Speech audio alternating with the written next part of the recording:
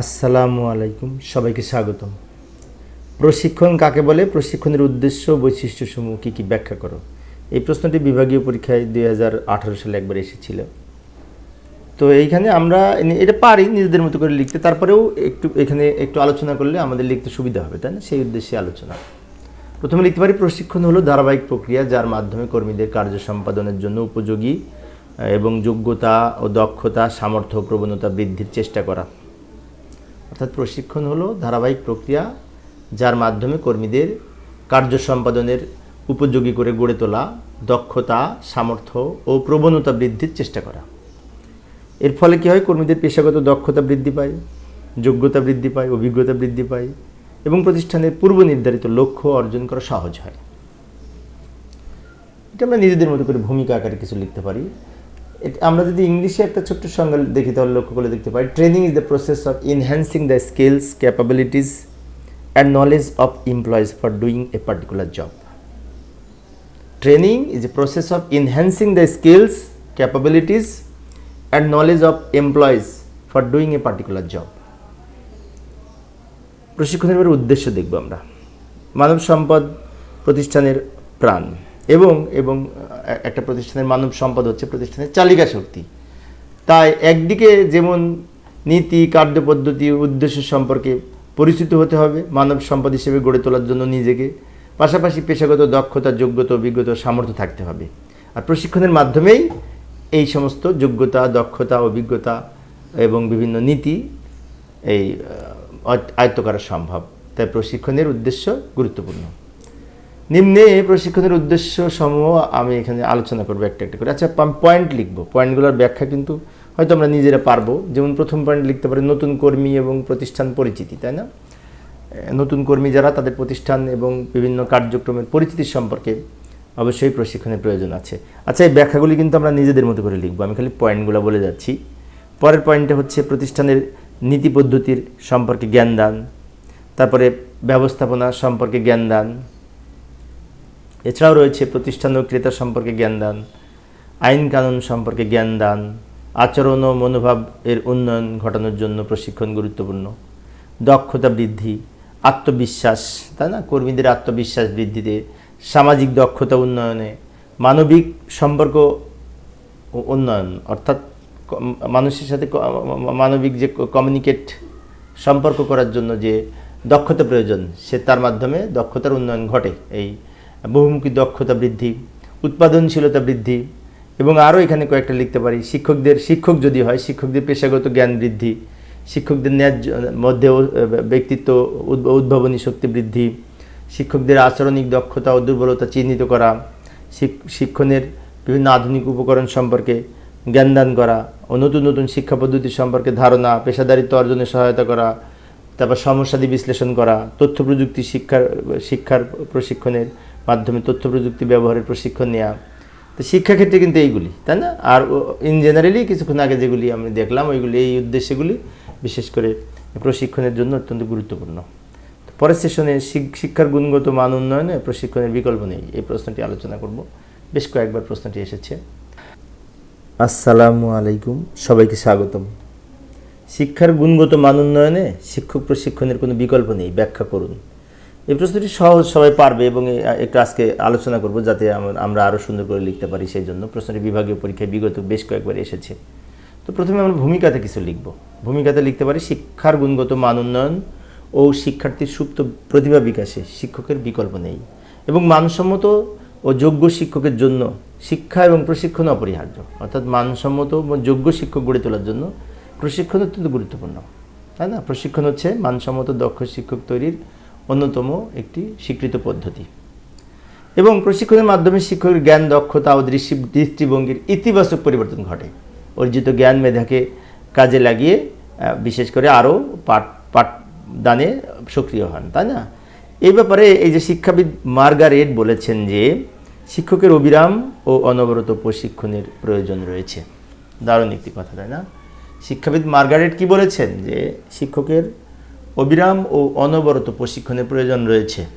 সেজন্য শিক্ষা এবং প্রশিক্ষণ এই তিনটি একটির সাথে আরেকটি অতপ্রতভাবে জড়িত এবং শিক্ষকদের প্রশিক্ষণের মাধ্যমে শিক্ষণ শেখানো কলাকৌশল সম্পর্কে জ্ঞান ও দক্ষতা অর্জনে সহায়তা করতে হবে, তাই না? তাই শিক্ষক প্রশিক্ষণের গুরুত্ব অপরিসীম। এখন আমরা নিম্নে শিক্ষক প্রশিক্ষণের গুরুত্ব সম্পর্কে, এবার আমরা এই শিক্ষক প্রশিক্ষণের প্রয়োজনীয়তা সম্পর্কে কিছু গুরুত্বপূর্ণ পয়েন্ট এখানে আমি আলোচনা করব।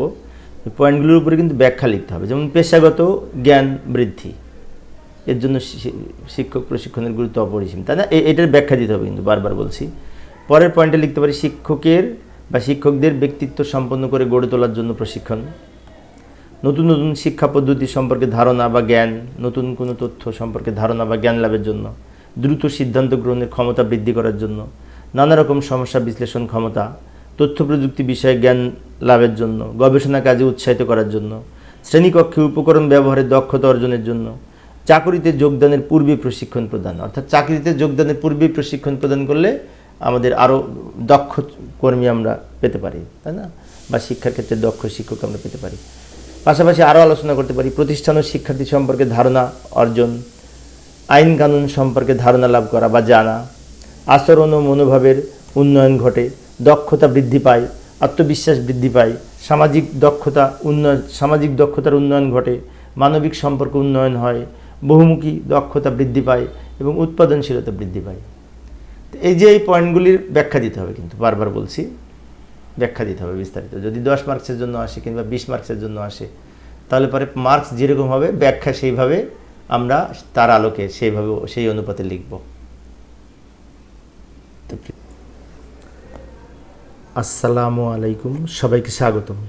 শিক্ষার মান উন্নয়নে শিক্ষকের ভূমিকা কী হওয়া উচিত বলে আপনি মনে করেন, এটার ব্যাখ্যা করতে হবে, তাই না? 2013 সালে প্রশ্নটা একবার এসেছিল বিভাগীয় পরীক্ষায়, আবার যদি আসে সেজন্য আজকের এই আলোচনা। তো প্রথমে ভূমিকাতে আমরা কিছু লিখব। তো ভূমিকাতে এইভাবে লিখতে পারি, শিক্ষার সাথে সংশ্লিষ্ট সবাই শিক্ষার মান উন্নয়নে যথেষ্ট ভূমিকা পালন করে থাকে। বিশেষ করে শিক্ষকগণ শিক্ষার মান উন্নয়ন ও আধুনিকরণে গুরুত্বপূর্ণ ভূমিকা পালন করে থাকে, তাই না? কারণ সৎ, দক্ষ, অভিজ্ঞ এবং আধুনিক জ্ঞানে সমৃদ্ধ শিক্ষকই শিক্ষার মূল পরিবর্তনে সহায়তা করতে পারে। তাই এই নিম্নে শিক্ষার মান উন্নয়নে একজন শিক্ষকের ভূমিকা আলোচনা করা হলো।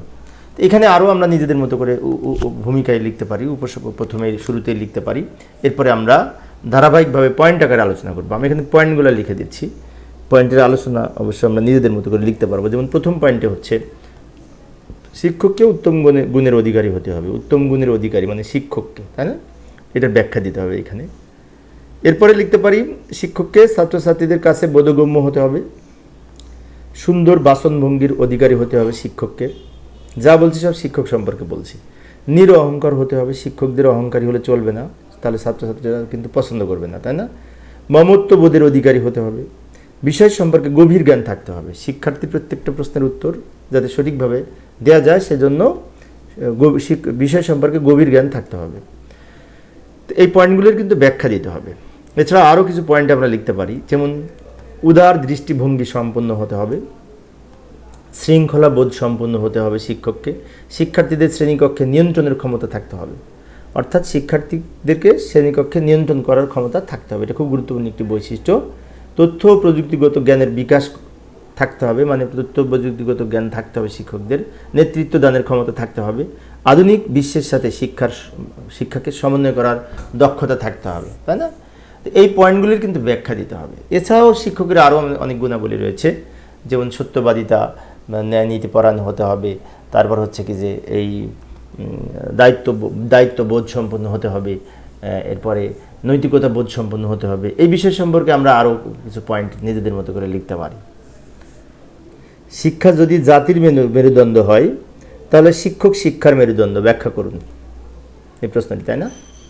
অর্থাৎ আমরা তো জানি শিক্ষায় জাতির মেরুদণ্ড, এটা যদি হয় আর শিক্ষক হচ্ছে শিক্ষার মেরুদণ্ড, ব্যাখ্যা করতে হবে। তার মানে শিক্ষকদের গুরুত্ব সম্পর্কে কিছু তথ্য এখানে উপস্থাপন করতে হবে। তো ভূমিকায় আমরা আগে কিছু লিখতে পারি এইভাবে, বর্তমানে সকল দেশে শিক্ষার প্রতি যথেষ্ট গুরুত্ব প্রদান করে থাকেন, আর এই প্রধান কারণ হচ্ছে শিক্ষাকে জাতির মেরুদণ্ড বলা হয়, এবং শিক্ষাবিহীন কোনো জাতি কখনো সামনে আগাতে পারে না। টেকসই উন্নয়ন তখনই সম্ভব যখন একটি দেশের শিক্ষাকে সর্বোচ্চ গুরুত্ব দিয়ে শিক্ষার অগ্রগতির পিছনে সবচেয়ে জোরালো ভূমিকা পালন করার জন্য শিক্ষক সম্প্রদায় ভূমিকা পালন করবে। তাই এই শিক্ষকগণ আলোকবর্তিকার পথ হয়ে সমাজের অন্ধকার দূর করতে পারে। শিক্ষকগণ এই শিক্ষাকে এগিয়ে নিতে পারে। এই কারণেই শিক্ষককে শিক্ষার মেরুদণ্ড বলা হয়। অর্থাৎ একটি জাতি তখনই উন্নতি সাধন করবে যখন শিক্ষা উন্নয়ন ঘটবে, এবং সেই শিক্ষাকে উন্নয়ন ঘটানোর জন্য শিক্ষকের ভূমিকা অপরিসীম। তাই বলা হয়েছে শিক্ষার মেরুদণ্ড হচ্ছে শিক্ষক, তাই না? শিক্ষককে শিক্ষার মেরুদণ্ড বলা হয়। এখন এইখানে এই নিম্নে শিক্ষক এবং শিক্ষককে যে শিক্ষার মেরুদণ্ড বলা হয়, এই বিষয়ে কিছু পয়েন্ট আউট করে আমি তথ্য উপস্থাপন করব। যেমন এই পয়েন্টগুলির কিন্তু ব্যাখ্যা দিতে হবে। যেমন আলোকিত জীবনের সন্ধান। এখানে আলোকিত জীবনের সন্ধান প্রদান করবে একজন শিক্ষক, শিক্ষার্থীর আলোকিত জীবনের সন্ধান প্রদান করবে, তাই না? এই ব্যাখ্যাগুলি এর মধ্যে লিখতে হবে। এরপরে মনুষ্যত্ববোধের শিক্ষাদান, শিক্ষার্থীদেরকে মনুষ্যত্ববোধের শিক্ষা প্রদান করবেন। আচ্ছা, এই ব্যাখ্যাগুলি কিন্তু একটু বড় করে লিখতে হবে যদি 10 মার্কসের জন্য আসে। এরপরে প্রাতিষ্ঠানিক শিক্ষা সুন্দরভাবে সমাপ্তকরণে সহায়তা করা, দেশের সমস্যা সমাধানের বিভিন্ন শিক্ষা দেয়া, শিক্ষার্থীদের বন্ধু অভিভাবক সম্পন্ন হিসেবে শিক্ষার্থীদের কাছে শিক্ষক নিজেকে প্রস্তুত করবে। তাই বলা হয়েছে শিক্ষার্থীদের বন্ধু এবং অভিভাবক একই সাথে হবে একজন শিক্ষক। উত্তম চিত্তের বা চরিত্রের অধিকারী হতে হবে। তারপরে এই সদ্গুণের বিকাশ সাধন করবে, শিক্ষার্থীদের সদ্গুণ, সত্যবাদিতা এবং ন্যায়পরায়ণতা শিখাবে। বিশ্বকে শিক্ষার্থীদের সামনে উন্মোচন করবে, শিক্ষার্থীদের সামনে বিশ্বের বিভিন্ন তথ্য উপস্থাপন করবে। অন্তর্নিহিত শক্তিকে চিনতে সাহায্য করবে। প্রতিকূলতার বিরুদ্ধে লড়তে শিক্ষা দিবে সে একজন শিক্ষক। দেশপ্রেমে উদ্বুদ্ধকরণ করবে। তাহলে এই যে বিভিন্ন বিষয়, একজন শিক্ষক শিক্ষার্থীকে সৎ, যোগ্য এবং আদর্শবান করে গড়ে তোলার জন্য এবং দেশপ্রেমে জাগ্রত করে গড়ে তোলার জন্য একজন শিক্ষকের ভূমিকা অপরিসীম, তাই না? তা শেষে আমরা আবার উপসংহারে আরও অনেক কিছু লিখতে পারি, বিশেষ করে এই শিক্ষকের ভূমিকা সম্পর্কে। অর্থাৎ এখানে মূলত শিক্ষকের গুরুত্ব সম্পর্কে লিখতে হবে। একজন শিক্ষক শিক্ষার মেরুদণ্ড হিসেবে কাজ করতেছে, তাই না? তো এখানে যা লিখছি এর পাশাপাশি আমরা আরও নিজেদের মতো করে লিখতে পারি, অন্যান্য বই পড়েও অনেক কিছু পাবো হয়তো আমরা। তো এই ছিল আজকের আলোচনা। আমি অল্প অল্প করে আলোচনা করি। জাতীয় শিক্ষা ব্যবস্থাপনা একাডেমি বা নায়েমের লক্ষ্য, উদ্দেশ্য এবং কার্যাবলী সম্পর্কে আলোচনা করুন। এই প্রশ্নটি কিভাবে আলোচনা করব, কিভাবে লিখব, তাই না? অনেক সহজ। তো যাই সমাধানের চেষ্টা করি। এইভাবে আলোচনা করতে পারি। জাতীয় শিক্ষা ব্যবস্থা একাডেমি বা নায়েম এর লক্ষ্য উদ্দেশ্য সময় আলোচনা করা হলো। এখন এই নায়েমের ইংরেজি শব্দ হচ্ছে national academy for educational management. নায়েমের পূর্ণরূপ হচ্ছে national academy for educational management, ঠিক আছে?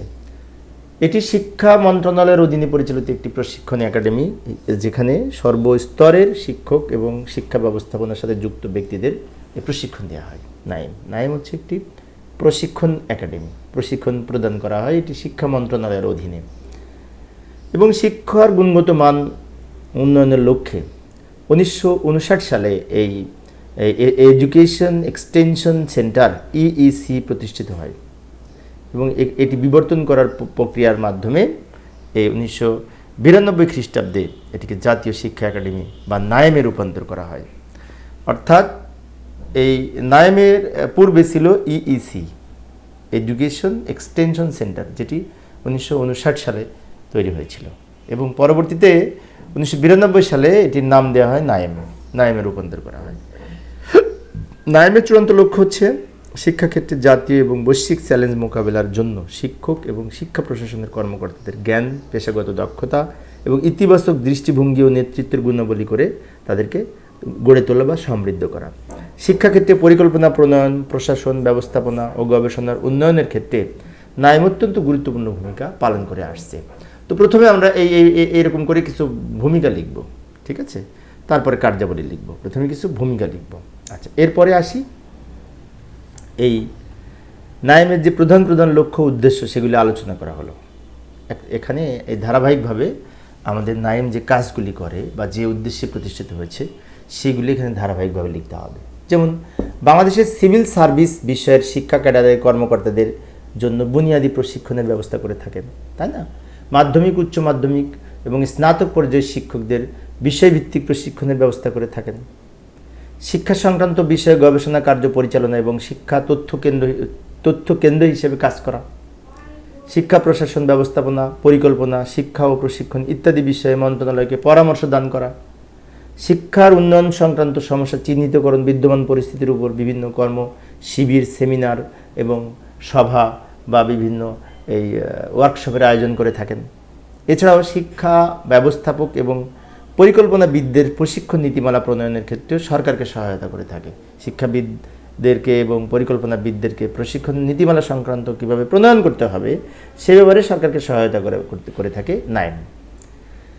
আরও আছে, কারণ আমাদের এই প্রশ্নটা যদি 10 মার্কসের জন্য আসে তাহলে তো অবশ্যই 2-3-4 পৃষ্ঠা লিখতে হবে, তা না হলে তো 10 মার্কস পাওয়া যাবে না, তাই না? সেই জন্য আমরা নিজেদের মতো করে এই নাইম কী কী কাজ করে, কী কী উদ্দেশ্যে গঠিত ধারাবাহিকভাবে লিখতে থাকব। শিক্ষা সংক্রান্ত জটিল সমস্যাগুলোর সমাধানের সহজ উপায় বের করে এটি পরীক্ষা এবং গবেষণা চালানোর ক্ষেত্রে নাইম সহায়তা করে। প্রশিক্ষণ প্রদানকারী শিক্ষা প্রতিষ্ঠানসমূহকে প্রয়োজনীয় পরামর্শ এবং তত্ত্বাবধানের মাধ্যমে সেবা প্রদান করে থাকে। অর্থাৎ বাংলাদেশে বিভিন্ন জায়গায় যারা প্রশিক্ষণ দেয় এই সমস্ত প্রতিষ্ঠানকে নাইম পরামর্শ প্রদান করে এবং তত্ত্বাবধায়কমূলক কাজ সম্পাদনের মাধ্যমে হেল্প করে থাকেন, সহায়তা করে থাকেন। শিক্ষা প্রশাসনের বিশেষ করে পরিকল্পনা ব্যবস্থাপনা বিষয়ক প্রশিক্ষণ কার্যক্রম প্রণয়ন এবং বাস্তবায়নের ক্ষেত্রে আন্তর্জাতিক প্রতিষ্ঠানগুলোর সাহায্য সহযোগিতা নিয়ে থাকেন। জাতীয় ও আন্তর্জাতিক প্রতিষ্ঠানসমূহের সাথে পারস্পরিক আন্তঃসহযোগিতার বন্ধন গড়ে তোলেন, আন্তঃসম্পর্ক গড়ে তোলেন পারস্পরিক বিভিন্ন আন্তর্জাতিক সংস্থার সাথে নাইম। এছাড়াও শিক্ষা সংক্রান্ত সহায়ক পুস্তক, মডুল, বিন্যাসকৃত পাঠ্যসূচি, গবেষণাপত্র, জার্নাল ইত্যাদি প্রণয়ন ও প্রকাশ করার ক্ষেত্রে নাইম গুরুত্বপূর্ণ ভূমিকা পালন করে থাকে।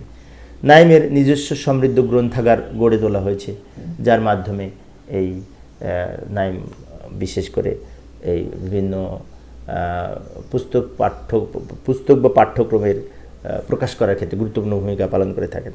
শিক্ষার বিভিন্ন পর্যায়ের নবতর উদ্ভাবনকে উৎসাহ প্রদান করে থাকেন।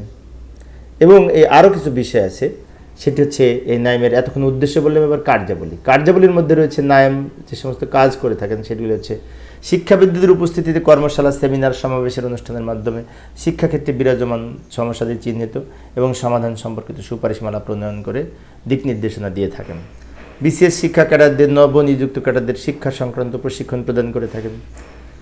শিক্ষা পরিকল্পনা ও ব্যবস্থাপনা বিষয়ক বিভিন্ন ক্ষেত্রে স্বল্পকালীন প্রশিক্ষণ কোর্সের পরিচালনা ও সমন্বয় করে থাকেন, তাই না? এই কাজগুলি করেন। মহাবিদ্যালয় এবং মাদ্রাসা অধ্যক্ষ, উপাধ্যক্ষদের প্রশিক্ষণ প্রদান করেন, অর্থাৎ প্রিন্সিপাল, ভাইস প্রিন্সিপাল মহোদয়দের প্রশিক্ষণ প্রদান করেন নাইম।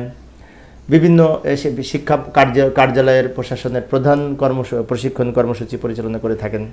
মাধ্যমিক উচ্চ মাধ্যমিক বিদ্যালয়ের যে সমস্ত প্রধান শিক্ষক, সহকারী শিক্ষকগণ রয়েছেন তাদেরকে প্রশিক্ষণ কার্যাবলী পরিচালনা করে থাকেন নাইম। এছাড়া নাইম আরও যে সমস্ত কার্যাবলী করে থাকে সেগুলি হচ্ছে শিক্ষা মন্ত্রণালয়ের অধীনস্থ শিক্ষা অধিদপ্তর এবং সংশ্লিষ্ট মন্ত্রণালয়ের ঊর্ধ্বতন কর্মকর্তাদের শিক্ষা প্রশাসন, পরিকল্পনা ও ব্যবস্থাপনা বিষয়ের প্রশিক্ষণ দিয়ে থাকেন। শিক্ষা বিষয়ক নানাবিধ গবেষণা পরিচালনা করে থাকেন। থানা ও জেলা শিক্ষা কর্মকর্তাদের যে সমস্ত ওই উপজেলা শিক্ষা অফিসার, তারপরে জেলা শিক্ষা অফিসার যারা থাকেন তাদেরকে প্রশিক্ষণ দিয়ে থাকেন। শিক্ষা সংক্রান্ত সজ্জীবনী প্রশিক্ষণ দিয়ে থাকেন। শিক্ষার মৌলিক বিষয়ে গবেষণা কার্যক্রম পরিচালনা করে থাকেন। বিভিন্ন গবেষণা রিপোর্ট প্রণয়ন ও প্রকাশ করে থাকেন। বিষয়ভিত্তিক প্রশিক্ষণ কোর্সের পরিচালনা করে থাকেন। তো এইগুলি ছাড়াও আরও কিন্তু নাইম অনেক কার্যাবলী সম্পাদন করে থাকেন, বিশেষ করে প্রশিক্ষণ সংক্রান্ত এবং শিক্ষার উন্নয়ন সংক্রান্ত। তো সেগুলিও আমরা এই যে যেমন আছে এই যে প্রযুক্তিগত বিভিন্ন বিষয়ের সাথে যে সমস্ত প্রশিক্ষণ রয়েছে প্রযুক্তিগত উন্নয়নের জন্য এবং শ্রেণীকক্ষে উপকরণের ব্যবহার সম্পর্কে বিভিন্ন প্রশিক্ষণের ক্ষেত্রে নাইম গুরুত্বপূর্ণ ভূমিকা পালন করে থাকে। এর পাশাপাশি আরও আমরা নিজেদের মতো করে লিখতে পারি। আমি মূলত যেটুকু লিখেছি এর পরিপ্রেক্ষিতে হয়তো আমরা যদি বই পড়ি এবং বারবার আমরা এইটা একটু দেখি, ইনশাল্লাহ পারবো। শিক্ষক প্রশিক্ষণের কেন্দ্র হিসেবে নাইমের আরও আধুনিকায়নের জন্য আপনার সুপারিশ পেশ করুন। অর্থাৎ নাইমকে আরও আধুনিকায়ন করা প্রয়োজন, এই ব্যাপারে আপনার মতামত দিন, সেটা বলতে চাচ্ছে। যেমন 2019 সালে এবং 2015 সালে এই প্রশ্নটি বিভাগীয় পরীক্ষায় এসেছিল। তো আবার যদি আসে কীভাবে লিখব, তাই না? প্রথমে আমরা নাইমের এই উৎপত্তি এবং নাইম কাকে বলে, তারপরে ভূমিকা সম্পর্কে কিছু লিখব। যেমন লিখতে পারি জাতীয় শিক্ষা ব্যবস্থাপনা একাডেমি, তাই না? নাইমের পূর্ণরূপ হচ্ছে national academy for educational management বা নায়েম, এবং এর বাংলা হচ্ছে জাতীয় শিক্ষা ব্যবস্থাপনা একাডেমি। আচ্ছা, এবং এটি মূলত শিক্ষা মন্ত্রণালয়ের অধীনে পরিচালিত একটি প্রশিক্ষণ একাডেমি, যেখানে সর্বস্তরের শিক্ষক এবং শিক্ষা ব্যবস্থাপনার সাথে সংশ্লিষ্ট ব্যক্তিদের প্রশিক্ষণ দেওয়া হয়। অর্থাৎ নায়েম হচ্ছে শিক্ষা মন্ত্রণালয়ের অধীনে একটি প্রতিষ্ঠান, প্রশিক্ষণ সংক্রান্ত একাডেমি, যেখানে শিক্ষক এবং শিক্ষা ব্যবস্থাপনার সাথে যুক্ত ব্যক্তিদের প্রশিক্ষণ দেওয়া হয়। আচ্ছা, এবং শিক্ষক প্রশিক্ষণ হচ্ছে একটি শিক্ষকদের পেশাগত দক্ষতা উন্নয়নের জন্য গুরুত্বপূর্ণ একটি পদ্ধতি, যেটি নায়েম পরিচালনা করে থাকেন। ছাত্রছাত্রীদের শিক্ষা দেওয়ার জন্য আচরণগত পরিবর্তনের লক্ষ্যে পরিচালিত ও পরিকল্পিতভাবে এই শিক্ষাক্ষেত্রে শিক্ষকদের বিশেষ করে কৌশলী রপ্ত করার জন্য প্রশিক্ষণের মাধ্যমে শিক্ষকদেরকে যোগ্য করে গড়ে তোলার জন্য এই নায়েমের ভূমিকা অপরিসীম। এই হচ্ছে আমাদের ভূমিকায় কিছু লিখলাম। এইবার আমরা কি করব, এই তাই একে আধুনিক যুগোপযোগী এবং সেন্টার ফর এক্সেলেন্স করে গড়ে তোলার জন্য নিম্নের পদক্ষেপগুলি নেওয়া যায়, তাই না? এখন এইখানে আমি পয়েন্টগুলো লিখব, যেমন অবকাঠামোগত উন্নয়ন সাধন। এখানে কিন্তু অবকাঠামোগত উন্নয়ন সাধন সম্পর্কে আমাদের ব্যাখ্যা দিতে হবে। ব্যাখ্যাটা আমরা বই পড়লে অথবা নিজেদের মতো করে লিখতে পারবো। ব্যাখ্যাটা আমি লিখছি না, লিখতে গেলে অনেক সময় লাগবে। আর ব্যাখ্যা আমি লিখলে পারে সেই ব্যাখ্যার সাথে কারো নাও মিলতে পারে, কারণ ব্যাখ্যা সবসময় পয়েন্টের ব্যাখ্যা আমরা নিজেদের মতো করে লিখি, এটা স্বাভাবিক। এটা তো অঙ্ক না যে হুবহু লিখতে হবে, তাই না? এরপরে আসি উন্নত কারিকুলাম চালু, এটাও ব্যাখ্যা দিতে হবে। নায়েমের বিভিন্ন বিভাগের সাথে সমন্বয়, বিভিন্ন বিভাগের সাথে বিভিন্ন বিষয়সমূহ সমন্বয় করে পরিচালিত হবে, এটারও ব্যাখ্যা দিতে হবে। ব্যাখ্যা কিন্তু বেশি করে সুন্দর করে লিখতে হবে, ঠিক আছে? তারপর মেধাস্থান অধিকারী প্রশিক্ষণার্থীদেরকে বিদেশে পাঠানোর ব্যবস্থা, যারা মেধার দিক থেকে প্রথম পর্যায়ে থাকবে তাদেরকে বিদেশে পাঠানোর ব্যবস্থা। শিক্ষা গবেষণা পদ্ধতি প্রশিক্ষণ কোর্সে আগ্রহী সকল প্রশিক্ষণার্থীদেরকে উন্মুক্ত রাখা। এবং এখানে আরও কিছু পয়েন্ট লিখতে পারি। গবেষণার মান বৃদ্ধি করা, প্রশিক্ষকের যোগ্যতা বৃদ্ধি করা, প্রশিক্ষকদের যোগ্যতা, মানে যারা নায়েমে যারা প্রশিক্ষক, যারা প্রশিক্ষণার্থী থাকে তাদেরকে যারা প্রশিক্ষণ দেন, মানে মাস্টার ট্রেনার যারা ওখানকার, তাদেরকে আরও যোগ্যতা বৃদ্ধি করতে হবে তাদের, সেই কথা বলতে চাচ্ছে। প্রশিক্ষকদের সংখ্যা বাড়াতে হবে। নায়েমে মনিটরিং শাখাকে আরও কার্যকরী করে করতে হবে প্রশিক্ষণকালীন। এছাড়াও এই যে এডুকেশন সাইকোলজি ভিত্তিক যে সমস্ত প্রশিক্ষণ রয়েছে এগুলো জোরদার করতে হবে। প্রশিক্ষণে প্রযুক্তির ব্যবহার বাড়াতে হবে, তাই না? প্রশিক্ষণে প্রযুক্তির ব্যবহার বাড়াতে হবে। তো প্রযুক্তির ব্যবহার বাড়ালে না ওখান থেকে প্রযুক্তিগত জ্ঞান অর্জন করবে। তারপরে বৈদেশিক আন্তর্জাতিক মানের যে সমস্ত শিক্ষা প্রশিক্ষণ সংক্রান্ত ইনস্টিটিউট রয়েছে সেগুলোর সাথে সমন্বয় করে সেগুলোর তথ্যের আলোকে প্রশিক্ষণ দিতে হবে। এখন এই পয়েন্টগুলোর পাশাপাশি আরও আমরা এখন নিজেদের মতো করে কিছু পয়েন্ট লিখতে পারবো, জানা থাকলে। বই পড়লে অবশ্যই। ন্যাপ এর গঠন এবং কার্যাবলী আলোচনা করুন। তো ন্যাপ হচ্ছে এই যে প্রাইমারি শিক্ষা সংক্রান্ত একটি প্রতিষ্ঠান। এই বিভাগীয় পরীক্ষার জন্য অত্যন্ত গুরুত্বপূর্ণ প্রশ্নটি যদি আসে তো এইভাবে আমরা আলোচনা করতে পারি। প্রথমে ভূমিকা আকারে কিছু লিখব। তো প্রথমে এই যে ন্যাপের পূর্ণরূপ যদি লক্ষ্য করি তাহলে দেখতে পাই NAPE। ন্যাপ এর পূর্ণরূপ হচ্ছে national academy for primary education. National academy for primary education, এটা হচ্ছে ন্যাপের পূর্ণরূপ। এবং আমরা জানি যে শিক্ষার অন্যতম প্রথম স্তর হচ্ছে এই প্রাথমিক শিক্ষা। প্রাথমিক শিক্ষা দিয়েই শিক্ষা জীবন শুরু হয়। তাই এই প্রাথমিক শিক্ষা স্তরের শিক্ষকদের প্রশিক্ষণের মাধ্যমে দক্ষ করে তোলার লক্ষ্যে 1978 সালে ময়মনসিংহ শহরে প্রতিষ্ঠিত হয়েছিল মৌলিক শিক্ষা একাডেমি, যা পরবর্তীতে 1983 সালে এটি পুনর্বিন্যস্ত করে এর কার্যক্রম আরও বৃদ্ধি করে এর নাম দেওয়া হয় ন্যাপ, মানে national academy for primary education. 1983 সালে এই নামকরণ করা হয়। এর আগে 1978 সালে তৈরি হয়েছিল ময়মনসিংহে এই মৌলিক শিক্ষা একাডেমি। তো ভূমিকাতে আমরা আরও লিখতে পারি শুরুতেই যে শিক্ষা মন্ত্রণালয়ের অধীনে প্রাথমিক শিক্ষার সাথে সংশ্লিষ্ট একটি গুরুত্বপূর্ণ স্বায়ত্তশাসিত প্রতিষ্ঠান হিসেবে এই মূল লক্ষ্য ও উদ্দেশ্য হচ্ছে এই প্রতিষ্ঠানের, মানে ন্যাপের মূল লক্ষ্য ও উদ্দেশ্য হচ্ছে প্রাথমিক শিক্ষার মান উন্নয়নের জন্য প্রাথমিক বিদ্যালয়ের নিয়োজিত শিক্ষকদের প্রশিক্ষণ দান করা। অর্থাৎ ন্যাপের যে মূল লক্ষ্য উদ্দেশ্য সেটি হচ্ছে প্রাথমিক শিক্ষার মান উন্নয়নের জন্য শিক্ষকদের প্রশিক্ষণ দান করা। এবং এটি শিক্ষা মন্ত্রণালয়ের একটি স্বায়ত্তশাসিত প্রতিষ্ঠান। নির্ধারিত কোর্স সমাপনান্তে এই পরীক্ষার মাধ্যমে কৃতকার্য প্রশিক্ষণার্থীদেরকে সিএনএড সনদ প্রদান করা হয়। অর্থাৎ এই কোর্স সমাপনী শেষে যারা সঠিক পরীক্ষার মাধ্যমে উত্তীর্ণ হয় সে সমস্ত প্রশিক্ষণার্থীদেরকে সিএনএ সনদ দেওয়া হয়। আচ্ছা, এর পাশাপাশি আমরা আরও জানা থাকলে লিখতে পারি, তাই না, এটা সম্পর্কে ভূমিকায়। এখন আমরা এর কার্যক্রম দেখব, গঠন দেখব। আচ্ছা, গঠনটা আগে দেখি। তো গঠনে এই ন্যাপের গঠনের মূলে রয়েছে পরিচালক, তাই না? একজন পরিচালক থাকবেন এবং এই পরিচালককে সহায়তা করার জন্য, সুষ্ঠুভাবে পরিচালনায় সহায়তা করার জন্য পরিচালকের অধীনে দুইজন উপপরিচালক থাকবেন। একজন হচ্ছে উপপরিচালক প্রশাসন ও প্রশিক্ষণ বিভাগ, আর একজন হচ্ছে উপপরিচালক ভ্রাম্যমাণ দল ও পরীক্ষণ বিভাগ। আচ্ছা, এর আবার এই 11 জন বিশেষজ্ঞ থাকে এই কাঠামোতে, 22 জন সহকারী বিশেষজ্ঞ ও ভ্রাম্যমাণ দল থাকে, এবং এতে আরও একজন প্রধান প্রশাসনিক কর্মকর্তা থাকেন, পাশাপাশি একজন প্রধান হিসাবরক্ষক কর্মকর্তা থাকেন, এবং এদের মধ্যে আবার এদের ছাড়া আরও কিছু কর্মচারী নিয়ে এই ন্যাপ এর গঠন। অর্থাৎ ন্যাপে একজন পরিচালক, 2 জন উপপরিচালক, 11 জন বিশেষজ্ঞ, 22 জন সহকারী পরিচালক ও ভ্রাম্যমাণ দল, এবং একজন প্রশাসনিক কর্মকর্তা, একজন হিসাবরক্ষক কর্মকর্তা সহ কিছু কর্মচারী নিয়ে এই ন্যাপের গঠন কাঠামো তৈরি হয়েছে। আচ্ছা, এইগুলো সম্পর্কে বিস্তারিত ব্যাখ্যা আরও বইতে আছে, আমি এখানে সংক্ষেপে আলোচনা করেছি। গঠনটা বিস্তারিত ব্যাখ্যা দিতে গেলে অনেক সময় লাগবে। তো এবার আসি কার্যক্রম, ন্যাপের কার্যক্রম, তাই না? কার্যক্রম বেশ কয়েকটা ভাগে ভাগ করা হয়েছে, যেমন প্রশিক্ষণ সংক্রান্ত কার্যক্রম পরিচালনা। তো প্রশিক্ষণ সংক্রান্ত কার্যক্রমের মধ্যে রয়েছে এই যে কয়েকটা, যেমন প্রাথমিক বিদ্যালয়ের তত্ত্বাবধায়কদের প্রশিক্ষণ দেয়া, যারা তত্ত্বাবধান করেন। এরপর পিটিআইয়ের স্টাফদের প্রশিক্ষণ দেয়া, এবং পরীক্ষণ বিদ্যালয়ের শিক্ষকগণকে প্রশিক্ষণ দেয়া। অর্থাৎ এই প্রশিক্ষণ কার্যের মধ্যে এই কার্যক্রমগুলি পরিচালিত হয় এই ন্যাপের অধীনে। এবার আসি আরও বিভিন্ন তথ্য ও গবেষণা কার্যক্রম পরিচালনা। তথ্য ও গবেষণা কার্যক্রম পরিচালনা করে থাকেন ন্যাপ, বিভিন্ন তথ্য ও গবেষণা সংক্রান্ত কার্যক্রম নিয়ে পরিচালনা করে থাকেন। যেমন তার মধ্যে রয়েছে দেশীয় ও আন্তর্জাতিক পর্যায়ের উপানুষ্ঠানিক শিক্ষার উন্নয়ন এবং গবেষণা বিষয়ক তথ্য সংগ্রহ করা। উপানুষ্ঠানিক মানে কি? উপানুষ্ঠানিক মানে হচ্ছে শিক্ষার বাইরে যে সমস্ত শিক্ষার্থীরা, ঝরে পড়া শিক্ষার্থীদেরকে এই বিভিন্ন এনজিও বা বিভিন্নভাবে যে সমস্ত শিক্ষা প্রদান করা হয় অন্যভাবে, মূল প্রতিষ্ঠানের বাইরে, তাই না, উপানুষ্ঠানিক বলে। তাই যাই হোক, উপানুষ্ঠানিক শিক্ষা সম্পর্কে ইতিপূর্বে আমি আলোচনা করেছি।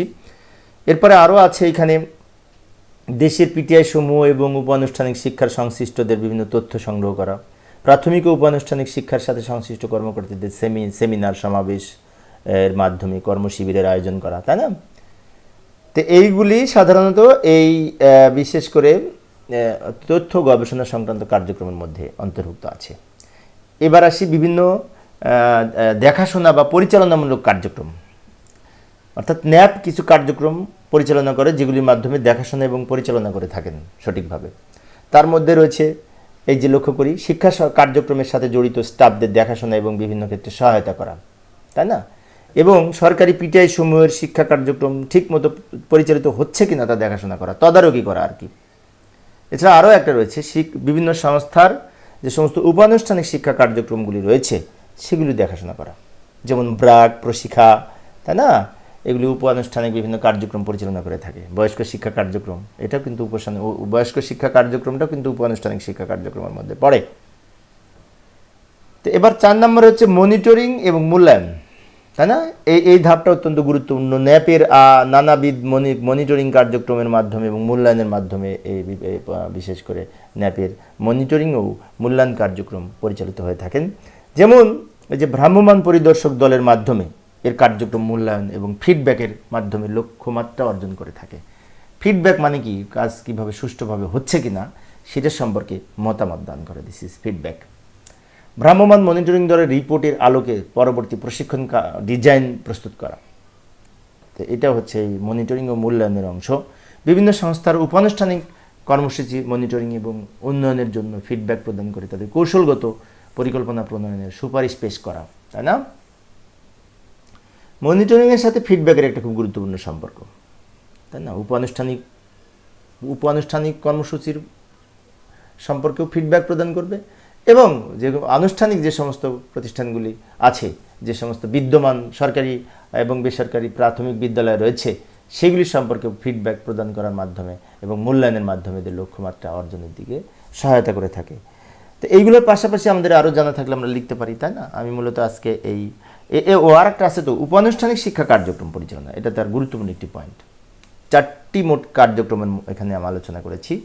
একটি হচ্ছে প্রথমে আলোচনা করলাম 1 নম্বরে প্রশিক্ষণ সংক্রান্ত কার্যাবলী, 2 নম্বরে তথ্য ও গবেষণা সংক্রান্ত কার্যক্রম, 3 নম্বরে বিভিন্ন কার্যক্রম দেখাশোনা ও পরিচালনা সংক্রান্ত, তাই না? 4 নম্বরে মনিটরিং এবং মূল্যায়ন সংক্রান্ত, এই যে সামনে দেখা যাচ্ছে। এবং আরেকটি কাজ হচ্ছে উপানুষ্ঠানিক শিক্ষা কার্যক্রম। উপানুষ্ঠানিক শিক্ষা কার্যক্রম কিছুক্ষণ আগে বললাম যে শিক্ষা ব্যবস্থার বাইরে ঝরে পড়া শিক্ষার্থীদের নিয়ে, বয়স্ক শিক্ষার্থীদের নিয়ে যে কার্যক্রম, তাই না, যে উপানুষ্ঠানিক শিক্ষা কার্যক্রম বলে।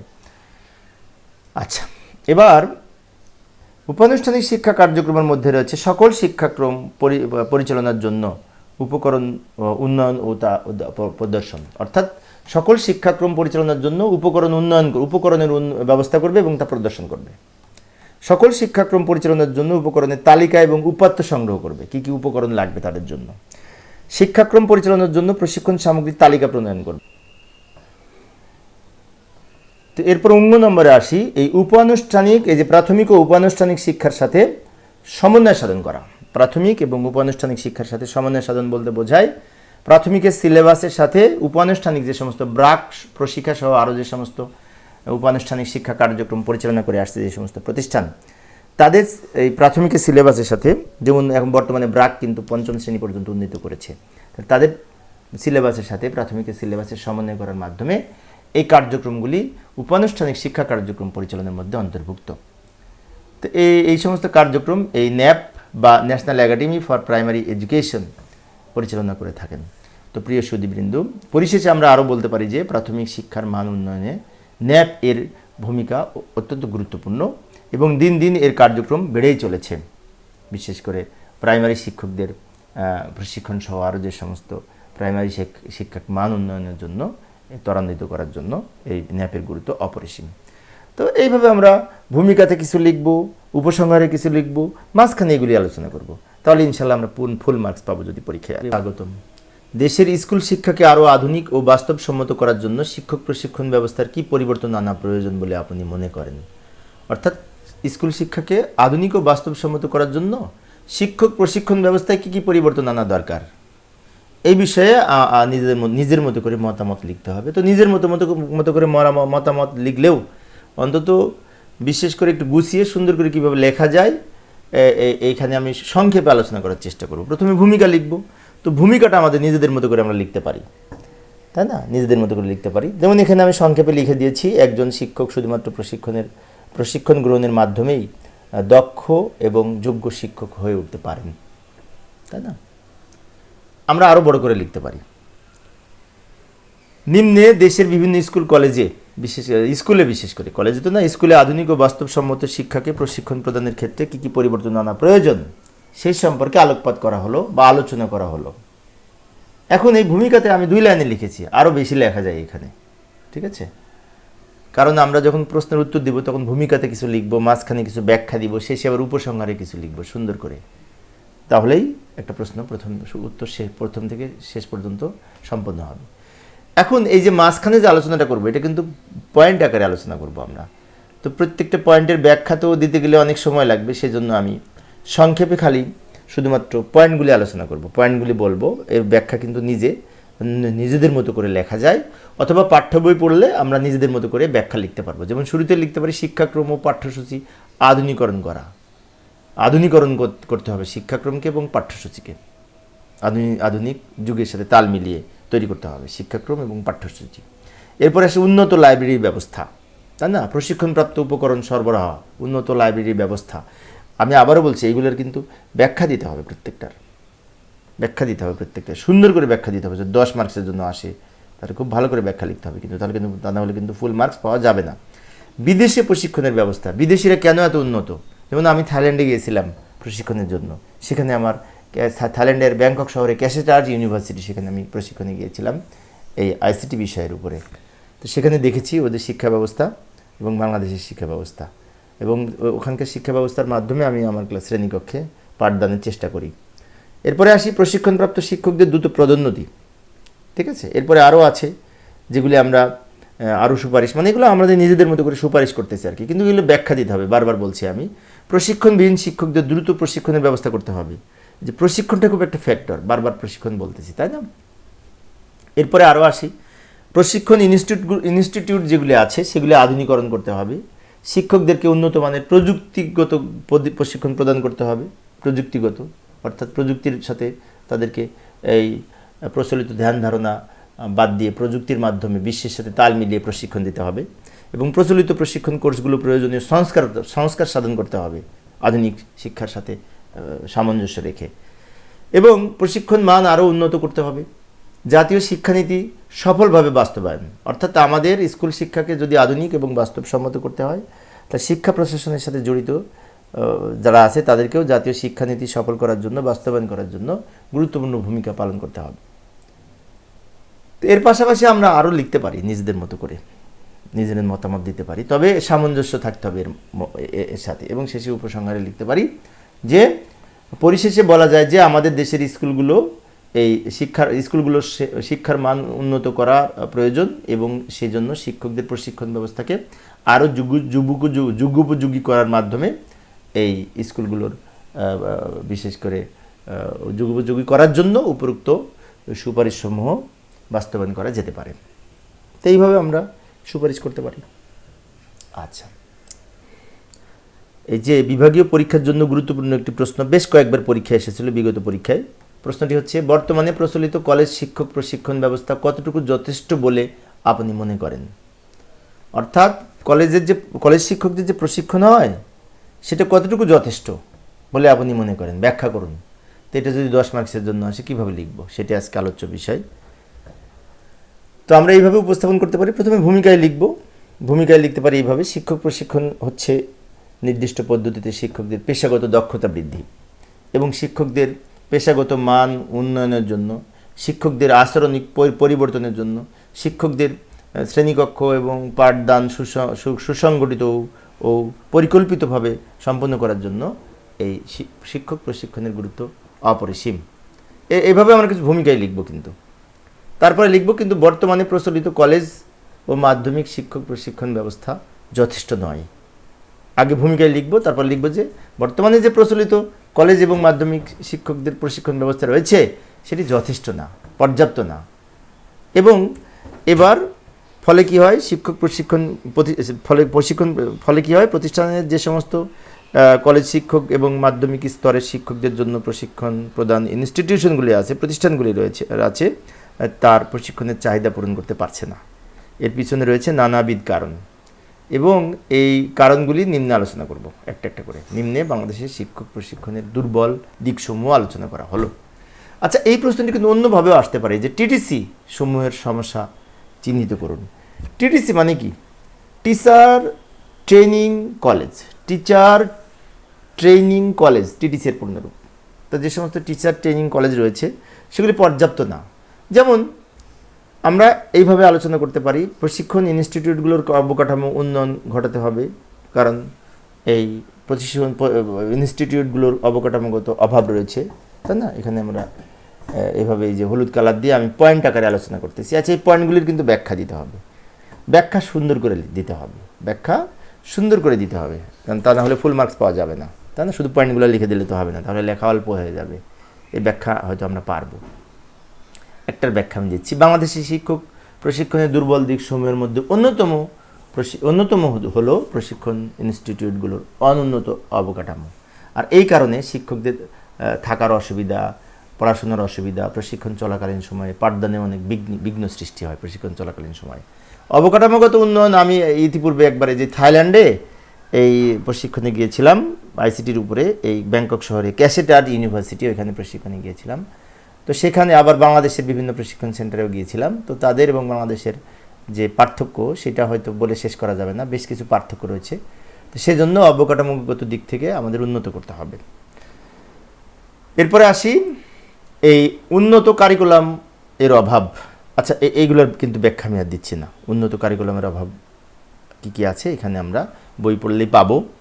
এবং প্রশিক্ষণ প্রদানকারী প্রতিষ্ঠানগুলোর মধ্যে সমন্বয় সাধন, তাই না? অর্থাৎ বিভিন্ন ধরনের প্রশিক্ষণ প্রদানকারী প্রতিষ্ঠান আছে, একটার সাথে আর একটা সমন্বয় যাতে হয় সেই ব্যবস্থার অভাব রয়েছে। তারপরে মেধাস্থান অধিকারী শিক্ষার্থীদেরকে বিদেশে পাঠানোর ব্যবস্থা না থাকা, এটা একটা সমস্যা। শিক্ষক প্রশিক্ষণ ইনস্টিটিউটগুলোর মধ্যে প্রযুক্তির ব্যবহার কম থাকা বা ব্যবহার না হওয়া। হ্যাঁ, আমি থাইল্যান্ডে দেখেছি প্রত্যেকটা রুমে এই এর ব্যবস্থা রয়েছে, এই যে সাউন্ড সিস্টেমের এমন ব্যবস্থা রয়েছে যেটি বাংলাদেশে ওই ধরনের সাউন্ড সিস্টেম ব্যবস্থা প্রতিটি শ্রেণীকক্ষে নেই প্রশিক্ষণ ইনস্টিটিউটগুলোর মধ্যে। এবং ওইখানে আরও বিশেষ করে লাইটিং থেকে শুরু করে স্মার্ট বোর্ড থেকে শুরু করে সব কিছু আধুনিক। থাইল্যান্ডের ইউনিভার্সিটিতে যখন আমি ট্রেনিং করেছি সেজন্য বলছে যে শিক্ষক প্রশিক্ষণ ইনস্টিটিউটগুলোর মধ্যে প্রযুক্তির ব্যবহার না করা। এখন অনেকে আবার আমাকে বলতে পারে, তা আমরা কি তাহলে থাইল্যান্ডে এরকম লিখবো? না, আমি জাস্ট উদাহরণস্বরূপ বলছি, এই যে শিক্ষক প্রশিক্ষণ ইনস্টিটিউটগুলোর মধ্যে এই প্রযুক্তির যে অভাব রয়েছে বা ব্যবহার হয় না এরকম যে বিষয়গুলি রয়েছে সেটা আমরা সুন্দর করে নিজেদের মতো করে লিখতে হবে। আসসালামু আলাইকুম, সবাইকে স্বাগতম। বর্তমানে প্রচলিত কলেজ শিক্ষক প্রশিক্ষণ ব্যবস্থা কতটুকু যথেষ্ট বলে আপনি মনে করেন?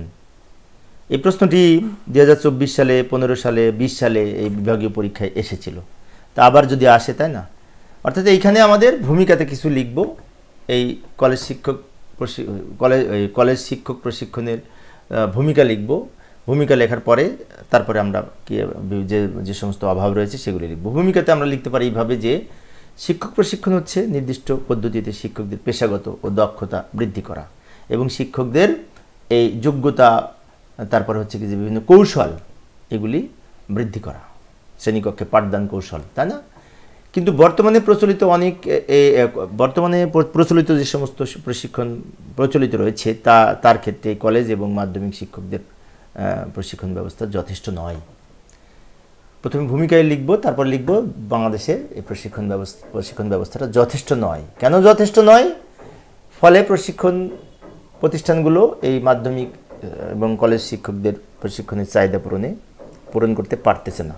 যেমন আমরা তো অনেক আগে প্রশিক্ষণ পেয়েছি, কিন্তু এই যে নতুন যে সমস্ত পদ্ধতিগুলোর জন্য আমাদের প্রশিক্ষণ আর ডাকা হয়নি, ডাকা উচিত ছিল, তাই না? তো এখন আমাদের এইগুলা সম্পর্কে কি অভাব রয়েছে, কি সমস্যা রয়েছে সেগুলো আলোচনা করব। ভূমিকাতে আমি অল্প করে লিখেছি, প্রয়োজনে বেশি লেখা যায়। নিম্নে বাংলাদেশের শিক্ষক প্রশিক্ষণের দুর্বল দিকসমূহ আলোচনা করা হলো। 1 নম্বরে লিখতে পারি প্রশিক্ষণ ইনস্টিটিউটগুলোর অবকাঠামোগত উন্নয়নের অভাব। অবকাঠামোগত উন্নয়নের অভাব রয়েছে।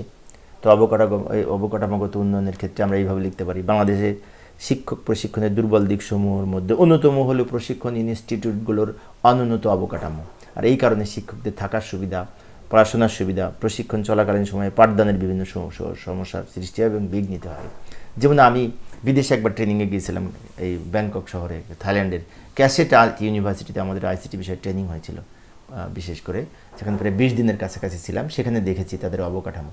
তো বাংলাদেশের অবকাঠামোর দিক থেকে এইগুলো আমরা উন্নত করা প্রয়োজন বলে আমরা এটা মনে করি বলে এইটুকু লিখতে পারি। আচ্ছা, এই পয়েন্টগুলির ব্যাখ্যা আমি এখানে একটি দিলাম, কিন্তু পরবর্তী পয়েন্টগুলি আমি লিখে দিচ্ছি। উন্নত কারিকুলামের অভাব, তো এইখানে কিন্তু আমি ব্যাখ্যা দিচ্ছি না, কিন্তু উন্নত কারিকুলাম সম্পর্কে ব্যাখ্যা বই পড়ে নিজেদের মতো করে লিখতে হবে। কারণ ব্যাখ্যা দিতে গেলে ব্যাখ্যাটা আসলে আমি যেভাবে আলোচনা করব ওইভাবে লেখা হয় না, ওই ব্যাখ্যা শেষমেশ নিজের মতোই লিখতে হয়, তাই আমি ব্যাখ্যা এখন আর লিখছি না। তারপরে লিখতে পারি প্রশিক্ষণ প্রদানকারী প্রতিষ্ঠানগুলোর মধ্যে সমন্বয়ের অভাব, তাই না? এক প্রতিষ্ঠানে একরকম শেখাচ্ছে, আরেক প্রতিষ্ঠানে আরেক রকম শেখাচ্ছে, সমন্বয়ের অভাব রয়েছে। মেধাস্থান অধিকারী প্রশিক্ষণার্থীদেরকে বিদেশে পাঠানোর ব্যবস্থা না থাকা, শিক্ষক প্রশিক্ষণ ইনস্টিটিউটগুলোর মধ্যে প্রযুক্তির ব্যবহার না করা, প্রযুক্তির ব্যবহার কম করা বা না করা, তাই না? যেমন আমাদের প্রশিক্ষণ চলাকালীন সময় দেখা যায় এখনও আমরা সবাই খাতা কলমে লিখি, কিন্তু এটা না হয়ে আধুনিক প্রযুক্তির যে সমস্ত উপকরণ সেগুলি ব্যবহার করার মাধ্যমে আমাদের শেখা উচিত। প্রয়োজনের তুলনায় প্রশিক্ষণ ইনস্টিটিউটগুলোর সংখ্যা কম, বাংলাদেশে কম, তাই না? আচ্ছা, এগুলির ব্যাখ্যা দিতে হবে, কিন্তু বারবার বলছি আমি পয়েন্ট আলোচনা করতেছি। শিক্ষকদের তুলনায় প্রশিক্ষণার্থীদের সংখ্যা অনেক বেশি, হ্যাঁ এটা সত্য। প্রশিক্ষণার্থী যত হওয়া উচিত তার চেয়ে সংখ্যা বেশি থাকে, তাই না? প্রশিক্ষণ ইনস্টিটিউটগুলোর শিক্ষকদের পর্যাপ্ত যোগ্যতার অভাব রয়েছে। প্রশিক্ষণকালীন সময়ে উপযুক্ত ভাতা প্রদানের সমস্যা, প্রশিক্ষণকালীন সময়ের অপর্যাপ্ততা। তার কারণ কি? সময়ে অনেক সময় পর্যাপ্ত পাওয়া যায় না, এগুলোর সমস্যা। তো এইগুলির এই বিবিধ এই সমস্ত কারণে এই বাংলাদেশের প্রশিক্ষণ ব্যবস্থা, কলেজ শিক্ষকদের প্রশিক্ষণ ব্যবস্থা ব্যাহত হচ্ছে। তাই এগুলি উত্তরণের মাধ্যমে, কলেজ শিক্ষকদের প্রশিক্ষণের মাধ্যমে তাদেরকে দক্ষ ও যোগ্যতা সম্মত করে তাদেরকে এই যোগ্য করে তোলা যায়। আচ্ছা, এইখানে কিন্তু এই পয়েন্টের বাইরে আমরা আরও নিজেদের মতো করে পয়েন্ট লিখতে পারি। আমি পাঠ্য বইয়ের আলোকে যে কটা পয়েন্ট পেয়েছি নিজের মতো করে আমি আলোচনা করার চেষ্টা করেছি, এবং এই পয়েন্টগুলোর ব্যাখ্যা কিন্তু আমরা নিজেদের মতো করে লিখবো, বানায়। আশা করি আমরা পারবো ইনশাআল্লাহ। উচ্চ মাধ্যমিক শিক্ষক প্রশিক্ষণ ইনস্টিটিউট, যার সংক্ষেপে বলা হয় HSTTI, এর ভিশন, মিশন এবং কার্যাবলী আলোচনা করুন। প্রশ্নটি যদি আসে তাহলে কীভাবে লিখবো, তাই না? বিভাগীয় পরীক্ষার জন্য প্রশ্নটি অত্যন্ত গুরুত্বপূর্ণ। তো আমরা এইভাবে উপস্থাপন করতে পারি। প্রথমে ভূমিকায় লিখবো কিছু, তাই না? যে উচ্চ মাধ্যমিক পর্যায়ে শিক্ষকদের গুণগত মান বৃদ্ধির লক্ষ্যে 1995 সালে 5টি উচ্চশিক্ষা ও উচ্চ মাধ্যমিক শিক্ষক প্রশিক্ষণ ইনস্টিটিউট স্থাপন করা হয়, তাই না? 5টি এবং বর্তমানে এই মাধ্যমিক ও উচ্চশিক্ষা অধিদপ্তরের প্রশাসনিক নিয়ন্ত্রণ ও তত্ত্বাবধানে HSTTI সমূহ বিভিন্ন ধরনের প্রশিক্ষণ কার্যাবলী পরিচালনা করে থাকেন। ভূমিকা আমরা আরও লিখতে পারি, তাই না? এখানে আমি সংক্ষেপে লিখেছি। এখন ওই 5টা কোথায় কোথায় ছিল? সেই 5টা সাধারণত প্রথমে হচ্ছে উচ্চ মাধ্যমিক শিক্ষক প্রশিক্ষণ ইনস্টিটিউট ময়মনসিংহ। তখন ময়মনসিংহ বিভাগ ছিল না, তাই না? এখন তো ময়মনসিংহ বিভাগ। তো যাই হোক, এরপর পরবর্তীতে আরও আছে, এই যে একটা রাজশাহীতে, তাহলে ময়মনসিংহ একটা, রাজশাহীতে একটা, খুলনায় একটা, বরিশালে একটা এবং কুমিল্লা। ময়মনসিংহ, রাজশাহী, খুলনা, বরিশাল, কুমিল্লা, এই HSTTI সমূহ, এই 5 জায়গায় বর্তমানে প্রশিক্ষণ কার্যক্রম পরিচালিত হয়ে আসছে অদ্যাবধি। ভবিষ্যতে আরও হয়তো তৈরি হতে পারে, কিন্তু আপাতত 5টা আছে। এবার শিক্ষা মন্ত্রণালয়ের অধীনে বিভিন্ন প্রকল্পের আওতায় মাধ্যমিক ও উচ্চ মাধ্যমিক পর্যায়ে শিক্ষকদের বিভিন্ন ধরনের কর্মকালীন প্রশিক্ষণ কার্যক্রম পরিচালনা করে থাকেন এই। এবার আসি এই উচ্চ মাধ্যমিক শিক্ষক প্রশিক্ষণ ইনস্টিটিউটের ভিশন। 21 শতকের চ্যালেঞ্জ মোকাবেলায় প্রত্যেক শিক্ষককে কাঙ্ক্ষিত জ্ঞান, দৃষ্টিভঙ্গির পরিবর্তন ও দক্ষতা অর্জনের মাধ্যমে উন্নয়ন সাধন করা। অর্থাৎ এই শিক্ষকদের কাঙ্ক্ষিত জ্ঞান, দৃষ্টিভঙ্গির পরিবর্তন এবং দক্ষতা উন্নয়নের মাধ্যমে দেশের উন্নয়ন সাধন করা, এটা হচ্ছে ভিশন। এবার মিশন ও কার্যাবলী কী কী?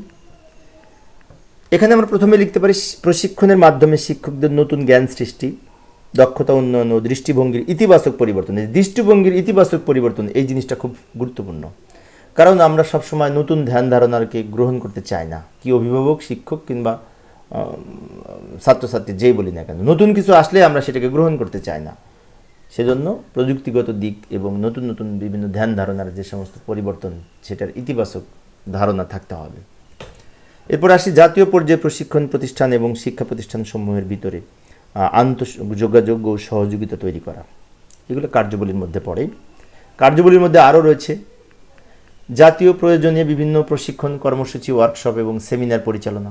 আচ্ছা, এগুলোর কিন্তু আমরা ব্যাখ্যা দিব, আমি সংক্ষেপে বলছি, কিন্তু এগুলোর ব্যাখ্যা দিতে হবে বিস্তারিত, না দিলে তো 10 মার্কস পাওয়া যাবে না কম লিখলে। এগুলো ব্যাখ্যা দিতে হবে, বারবার বলছি কিন্তু আমি, বিস্তারিত ব্যাখ্যা দিতে হবে। শিক্ষকদের শেখানো মান বৃদ্ধি করা, এগুলো ব্যাখ্যা দিতে হবে। ভিশন 2041 অর্জন করা, ভিশন 2041 অর্থাৎ রূপকল্প, তাই না? রূপকল্প 2041 এর ভিশন সমূহ যেগুলি রয়েছে SDGতে, সেগুলির অর্জন করার ক্ষেত্রে আমাদের গুরুত্বপূর্ণ ভূমিকা পালন করে প্রশিক্ষণ ইনস্টিটিউটগুলো। SDG, এই যে শিক্ষা SDG, সাস্টেনেবল ডেভেলপমেন্ট গোল, এর 4 নংয়ে এই শিক্ষা সম্পর্কে বলা হয়েছে। তো 4 নং অর্জনে সহায়ক ভূমিকা পালন করে প্রশিক্ষণ ইনস্টিটিউটগুলো। মুক্তিযুদ্ধের চেতনায় প্রশিক্ষণার্থীদেরকে অনুপ্রাণিত করা, শিক্ষাকে সৃজনশীল, সৃজনধর্মী ও প্রয়োগমুখী করার ক্ষেত্রে ভূমিকা পালন করা, এবং এছাড়াও আরও যে সমস্ত কার্যাবলী রয়েছে সেগুলি আমরা, যেমন 2000 শিক্ষানীতি, জাতীয় শিক্ষানীতি বাস্তবায়নের ক্ষেত্রে প্রশিক্ষণের মাধ্যমে এই প্রশিক্ষণ ইনস্টিটিউটগুলো খুব গুরুত্বপূর্ণ ভূমিকা পালন করে থাকে। এইভাবে আমরা নিজেদের মতো করে আরও জানা থাকলে লিখতে পারি। বই পড়লে অবশ্যই আমরা এর বাইরে আরও লিখতে পারবো।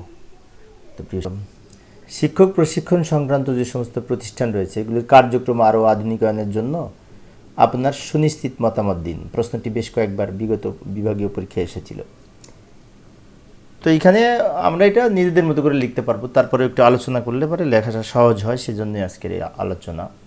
তো প্রথমে আমরা এইভাবে উপস্থাপন করতে পারি, ভূমিকা আকারে কিছু লিখব যে একজন শিক্ষক শুধুমাত্র প্রশিক্ষণের মাধ্যমেই একজন যথাযথ এবং যোগ্য শিক্ষক হয়ে উঠতে পারে। শিক্ষাক্ষেত্রে প্রশিক্ষণ এমন একটি কার্যক্রম যা শিক্ষকদের প্রাতিষ্ঠানিক লক্ষ্য অর্জনের উদ্দেশ্যে তাদের মনোভাব এবং আচরণের কাঙ্ক্ষিত পরিবর্তন সাধন করে, তাই না? নিম্নে দেশের স্কুল কলেজের প্রশিক্ষণ সংক্রান্ত যে সমস্ত প্রতিষ্ঠান রয়েছে তাদের ব্যবস্থাপনা আরও আধুনিক এবং মানসম্মত বাস্তবসম্মত হওয়া উচিত, সে সম্পর্কে আলোচনা করা হলো, বা কী কী পরিবর্তন করা উচিত সে সম্পর্কে আলোচনা করা হলো। এরপরে আমি কয়েকটা পয়েন্ট লিখে দিচ্ছি, পয়েন্টগুলির কিন্তু ব্যাখ্যা দিতে হবে। প্রথমে আসি, শিক্ষাক্রম ও পাঠ্যসূচি আধুনিকীকরণ করতে হবে, তাই না? শিক্ষাক্রম এবং পাঠ্যসূচিকে যুগে বিশ্বের সাথে তাল মিলিয়ে। তো এখানে কিন্তু ব্যাখ্যাটা আমরা নিজেদের মতো করে লিখতে পারবো, এই পয়েন্টগুলির ব্যাখ্যা আমরা নিজেদের মতো করে লিখব। পরের পয়েন্ট হচ্ছে পর্যাপ্ত প্রশিক্ষণ উপকরণ সরবরাহ, উন্নত লাইব্রেরি ব্যবস্থা, এবং আরও আছে এই যে বিদেশে প্রশিক্ষণের ব্যবস্থা, প্রশিক্ষণ ইনস্টিটিউটগুলোর আধুনিকীকরণ, তারপর শিক্ষকদেরকে উন্নত মানের প্রযুক্তিগত প্রশিক্ষণ প্রদান, প্রচলিত প্রশিক্ষণ কোর্সসমূহ প্রয়োজনীয় সংস্কার সাধন করা, প্রযুক্তির যথাযথ ব্যবহার সম্পর্কে শিক্ষকদেরকে ধারণা দেওয়া, এবং জাতীয় শিক্ষানীতি সফলভাবে বাস্তবায়ন করা। জাতীয় শিক্ষানীতিতেই কিন্তু এই প্রশিক্ষণ সম্পর্কে গুরুত্ব আরোপ করা হয়েছে। তাই জাতীয় শিক্ষাক্রমে যে প্রশিক্ষণ সংক্রান্ত বিষয়গুলো রয়েছে সেটি বাস্তবায়নের মাধ্যমে এই শিক্ষক প্রশিক্ষণ সংক্রান্ত প্রতিষ্ঠানগুলোর বিশেষ করে আরও আধুনিকায়ন এবং যুগোপযোগী করা যায়। এর বাইরে আরও যদি পয়েন্ট থাকে আমাদের সেগুলি আমরা লেখার চেষ্টা করব, এটা সহজ কিন্তু। এরপরে আরও একটা পয়েন্ট আছে, যেমন মানে বিশ্বায়নের সাথে সামঞ্জস্য রেখে এই প্রশিক্ষণের ব্যবস্থা করা, তাই না? তারপরে প্রশিক্ষণে প্রযুক্তির ব্যবহার বাড়ানো, তারপর হচ্ছে কি যে অবকাঠামোগত উন্নয়ন সাধন, এরপরে এই বিশেষ করে শিক্ষাকে আনন্দমুখর করার জন্য প্রশিক্ষণ প্রদান। এই পয়েন্টগুলি কিন্তু আমরা নিজেদের মতো লিখতে পারি। এখানে একটি প্রশ্ন, সেটা হচ্ছে টিটিসি এর মান উন্নয়ন শিক্ষার মান উন্নয়নের সাথে সরাসরি সম্পৃক্ত, বিষয়টি আলোচনা করুন। প্রশ্নটি 2023 সালে এই বিভাগীয় পরীক্ষা একবার এসেছিল। টিটিসি মানে টিচার ট্রেনিং কলেজ, তাই না? টিচার ট্রেনিং কলেজ অর্থাৎ এটি একটি প্রশিক্ষণ, শিক্ষকদের প্রশিক্ষণ কেন্দ্র, প্রশিক্ষণ সংক্রান্ত ইনস্টিটিউট। যেমন এই যে লক্ষ্য করি, এখানে আমরা এইভাবে লিখতে পারি, প্রথমে ভূমিকায় কিছু লিখব। শিক্ষার মান উন্নয়নের জন্য দক্ষ ও প্রশিক্ষিত শিক্ষক অপরিহার্য। আর এই একজন শিক্ষক দক্ষ এবং প্রশিক্ষিত হবেন তখনই যখন শিক্ষার্থীর কার্যকর পাঠদান নিশ্চিত করতে পারবেন। এবং শিক্ষক প্রশিক্ষণ কলেজ হচ্ছে মূলত প্রতিষ্ঠানের শিক্ষকরা কীভাবে আধুনিকভাবে শিক্ষার কৌশল এবং পদ্ধতি সম্পর্কে প্রশিক্ষণ গ্রহণ করবেন সেই বিষয়ে শিক্ষা দেয় টিটিসি। এছাড়া আরও লিখতে পারি, তাই টিটিসি মান উন্নয়ন সরাসরি শিক্ষার সাথে উন্নয়নের সাথে সম্পর্কিত, কারণ টিটিসির উন্নয়ন হলে শিক্ষকরা প্রযুক্তিগত ও গবেষণামুখী এবং কার্যকর পাঠদানে আগ্রহী হবেন এবং করতে পারবেন, দক্ষতা অর্জন করবেন, শিক্ষার্থীরা উপকৃত হবে, তাই না? এই ক্ষেত্রে দক্ষ প্রশিক্ষিত শিক্ষক তৈরির জন্য বিশেষ করে শিক্ষক প্রশিক্ষণের উপর জোর দিতে হবে, আর এই কাজটি টিটিসি গুরুত্বপূর্ণ ভূমিকা পালন করতে পারে। তা বলা যায় টিটিসির যদি প্রশিক্ষণ ব্যবস্থা বিশেষ করে আধুনিকভাবে সুসজ্জিত করা যায় টিটিসিকে, তাহলে শিক্ষকরা শ্রেণীকক্ষে পাঠদান নিশ্চিত করতে সক্ষম হবে। এই সম্পর্কে কিছু বিষয় আলোচনা করার পরে আমরা এবার কিছু পয়েন্ট আলোচনা করব। সেই পয়েন্টগুলি এই নিম্নরূপ, যেমন আধুনিক ও প্রযুক্তি নির্ভর প্রশিক্ষণ দান, এগুলোর কিন্তু ব্যাখ্যা দিতে হবে বিস্তারিত। গবেষণা ও উন্নয়ন এবং গবেষণা ও উদ্ভাবন, শ্রেণীকক্ষে কার্যকর শিক্ষাদান, শিক্ষকদের মূল্যায়ন ও দক্ষতা, নৈতিক ও সামাজিক মূল্যবোধ, শিক্ষার্থীদের সৃজনশীলতা ও চিন্তাশক্তি, শিক্ষাক্ষেত্রে দীর্ঘমেয়াদী পরিবর্তন, শিক্ষার মান উন্নয়নে শিক্ষক প্রশিক্ষণ, শিক্ষকদের দক্ষতা বৃদ্ধি এবং প্রযুক্তি নির্ভর পাঠদানে প্রশিক্ষণ প্রদান। অর্থাৎ এই বিশেষ করে শিক্ষকদেরকে প্রশিক্ষণের ক্ষেত্রে এই টিটিসি অত্যন্ত গুরুত্বপূর্ণ ভূমিকা পালন করে থাকে। তার মধ্য দিয়ে কিছু বিষয় আমরা এখানে উপস্থাপন করব, সেটি পয়েন্ট আকারেও হতে পারে এবং অন্যভাবেও হতে পারে। তো আমি পয়েন্ট আকারে এখানে উপস্থাপন করেছি। এই পয়েন্টের বাইরে আর পয়েন্ট থাকতে পারে, সেগুলো হয়তো আমরা নিজেদের মতো করে লিখতে পারবো। শিক্ষক তৈরি হয়, জন্মায় না। ব্যাখ্যা করুন, তাই না? শিক্ষক জন্মগ্রহণ করে, কেউ শিক্ষক হয় না। শিক্ষক হওয়ার পরে প্রশিক্ষণের মাধ্যমে সে বাস্তব জ্ঞান অর্জন করে। এই কথাটা এখানে বলতে যাচ্ছে। যাই হোক, প্রশ্নটি 2বার এসেছিল, আবার যদি আসে বিভাগীয় পরীক্ষায়, তো আমরা এইভাবে প্রথমে ভূমিকা লিখব। ভূমিকা এইভাবে লিখতে পারি: শিক্ষককে বলা হয় মানুষ গড়ার কারিগর। শিক্ষকের মূল উদ্দেশ্য বা মূল কাজ হচ্ছে শিক্ষার্থীদেরকে জাতি গঠনে এবং দেশের বিশেষ মানব সম্পদ হিসেবে গড়ে তোলা। আর শিক্ষার্থীদের শুধুমাত্র পুঁথিগত শিক্ষা দিয়ে একজন শিক্ষক তাদেরকে উপযুক্ত শিক্ষাদান করে গড়ে তুলতে পারে না, এবং বাস্তব ভিত্তিক শিক্ষা মাধ্যমে দেশের কল্যাণে তাদেরকে উপযুক্ত কাজে লাগাতে হবে। এটা হচ্ছে মেন বিষয়। অর্থাৎ বলা হয় যে শিক্ষক দক্ষ হয়ে জন্মগ্রহণ করে না, তাকে নানা প্রশিক্ষণের মাধ্যমে দক্ষতা অর্জন করতে হয়। যে এই কথাটাই মূল কথা, যে শিক্ষক জন্মগ্রহণ করেই দক্ষতা অর্জন করে না, বা দক্ষতা নিয়ে জন্মগ্রহণ করে না, তাকে প্রশিক্ষণের মাধ্যমে দক্ষতা অর্জন করতে হবে। আর এই দক্ষতা অর্জনের জন্য শিক্ষকদের কি করা দরকার সেই সম্পর্কে এই যে নিম্নে কি প্রশিক্ষণ নিয়ে কি কি উপকার হয় শিক্ষকদের সেই সম্পর্কে এখানে কিছু পয়েন্ট আউট করতেছি। আমি লক্ষ্য করি এই পয়েন্টগুলির কিন্তু ব্যাখ্যা দিতে হবে। বাস্তব ভিত্তিক জ্ঞান অর্জন করতে পারে একজন শিক্ষক হওয়ার পরেই তো এই জ্ঞানগুলো অর্জন করবে ধারাবাহিকভাবে, তাই না? বিশ্বমানের শিক্ষা গ্রহণ, দেশের সমস্যার সমাধানে কাজে লাগানো, শিক্ষাকে কাজে লাগানো, এই বিষয়ে শিক্ষক শিক্ষার্থীদেরকে জ্ঞান দান করবেন কিভাবে দেশের সীমিত সম্পদ দ্বারা সীমাহীন সমস্যার সমাধান করা যায়। উৎকর্ষতা বৃদ্ধির শিক্ষা গ্রহণ, শিক্ষার্থীরা উৎকর্ষতার বৃদ্ধির শিক্ষা গ্রহণ করবে। এছাড়াও পরিবর্তনের সাথে খাপ খাইয়ে চলার শিক্ষা শিক্ষার্থীরা গ্রহণ করবে, মানে টিকে থাকার শিক্ষা। দূরদৃষ্টি সম্পন্ন শিক্ষা, মানে শিক্ষার্থীরা তীক্ষ্ণ মানে ভবিষ্যৎ সম্পর্কে ধারণা করতে পারবে, সেই দৃষ্টিকোণ থেকে শিক্ষা গ্রহণ করবে। নিজেকে অনবরত ভেঙে আবার গড়ে তোলার শিক্ষা, মানে অধ্যাবসায় যাকে বলে।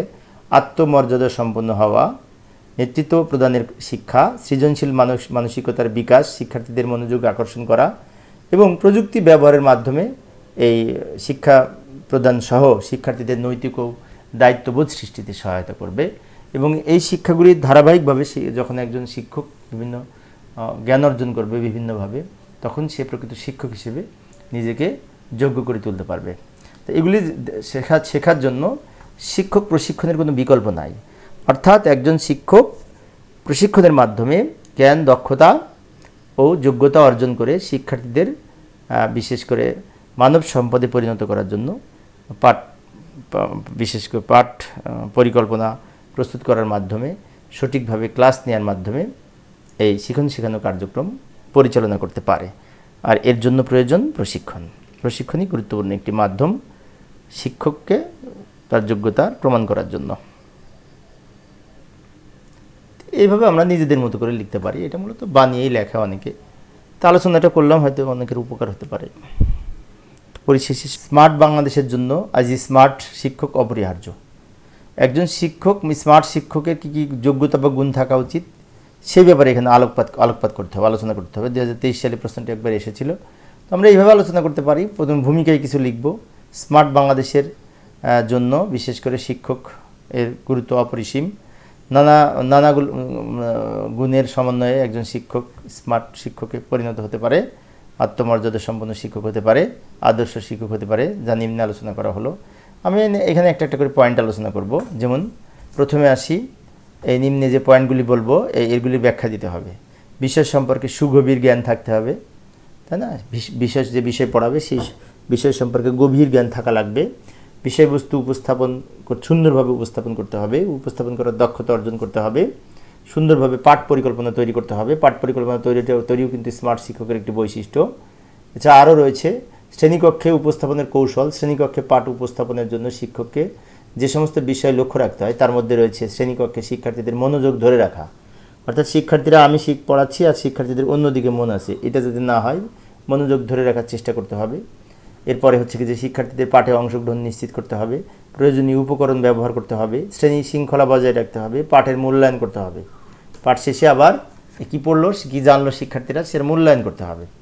এরপরে আরও আছে শিক্ষার্থীদের মধ্যে মূল্যবোধ জাগিয়ে তুলতে হবে। আচ্ছা, এগুলোর কিন্তু ব্যাখ্যা দিতে হবে, না দিলে হবে না। শিক্ষা উপকরণের যথাযথ ব্যবহার করতে হবে। প্রযুক্তির ব্যবহারের দক্ষতা বাড়াতে হবে, যেমন মাল্টিমিডিয়া প্রজেক্টর সহ বিভিন্ন বিষয় দক্ষতা অর্জন করতে হবে। পরিবর্তিত পরিস্থিতির সাথে খাপ খাওয়ানোর দক্ষতা অর্জন করতে হবে, ক্ষমতা শিক্ষকের থাকতে হবে। শিক্ষার্থীদেরকে সমস্যার সমাধানে শিক্ষা প্রদান করতে হবে। উত্তম চরিত্রের অধিকারী হতে হবে। উত্তম চরিত্রের অধিকারী মানে কি? শিক্ষককে উত্তম চরিত্রের অধিকারী হতে হবে, ঠিক আছে। সহমর্মিতামূলক মনোভাব থাকতে হবে এবং আনন্দের সাথে শিক্ষার্থীরা শিক্ষাদান পরিচালনা করতে হবে। শিক্ষার্থীরা আনন্দের সাথে শিখবে, রিডিং ফর প্লেজার, তাই না? আনন্দের সাথে শিখবে, সেদিকে দৃষ্টি রাখতে হবে। তো একজন শিক্ষক স্মার্ট শিক্ষক হিসেবে, এই স্মার্ট শিক্ষক বলতে আমরা স্মার্ট বোর্ড ব্যবহার করে শিক্ষাদান করবে এরূপ না।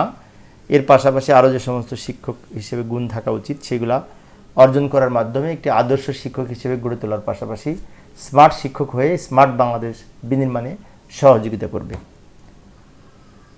শিক্ষা ব্যবস্থার গবেষণা কার্যক্রমের গুরুত্ব আলোচনা করুন।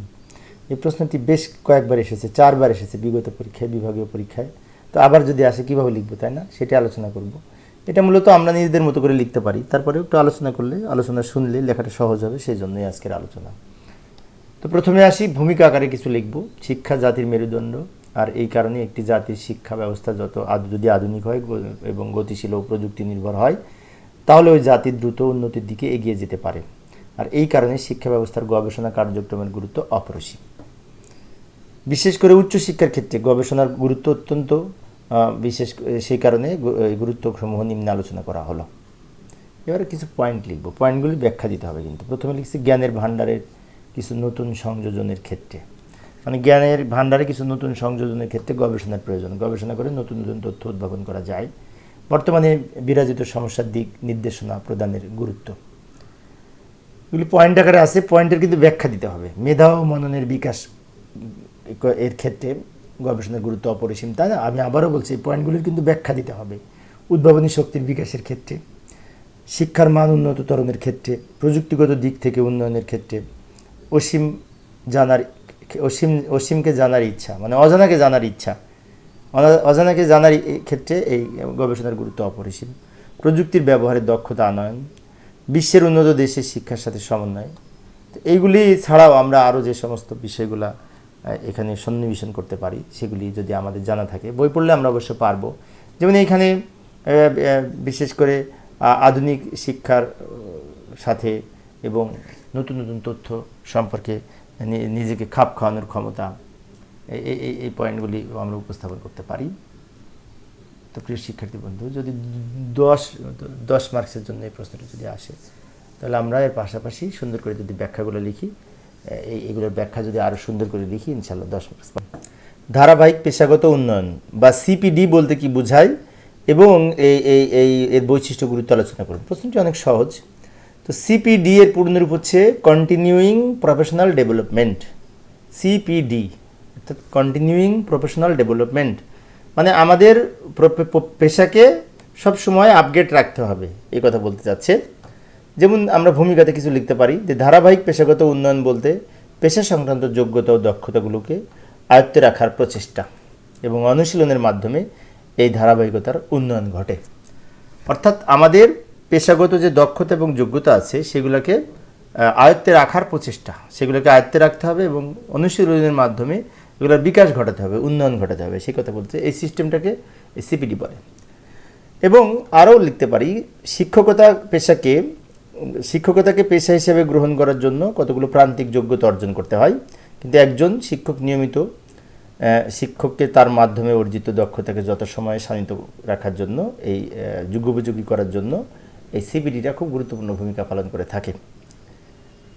তাই এই সম্পর্কে আমরা যদি এর বৈশিষ্ট্য এবং গুরুত্ব সম্পর্কে আলোচনা করি, তাহলে আরও এই যে নিচে যেমন একদিকে যেমন শিক্ষকদের নতুন জ্ঞান, নতুন প্রযুক্তি, পরিবর্তিত সমাজ এবং পরিবর্তিত চাহিদা ইত্যাদি বিষয়ে সজাগ থাকতে হয়, এর জন্য শিক্ষকগণকে ধারাবাহিকভাবে পেশাগত উন্নয়ন সাধনের প্রতিও খেয়াল রাখতে হয়।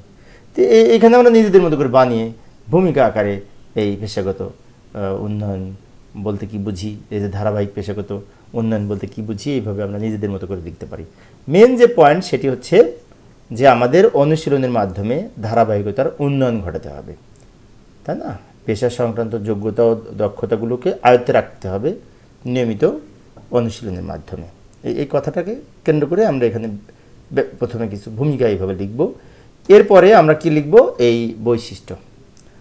বৈশিষ্ট্যতে লিখতে পারি কি, আমি বৈশিষ্ট্যের পয়েন্ট আউট করে এখানে পয়েন্টগুলো লিখে দিচ্ছি, এগুলোর কিন্তু ব্যাখ্যা দিতে হবে, তা না হলে ফুল মার্কস পাওয়া যাবে না।